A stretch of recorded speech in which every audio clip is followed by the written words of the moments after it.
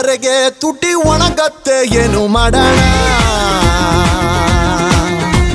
ಹಾಳು ಎಣ್ಣೆ ಚಟ ಬಿಡಬೇಕು ಕಮ್ಮಿ ಕುಡಿಯೋಣ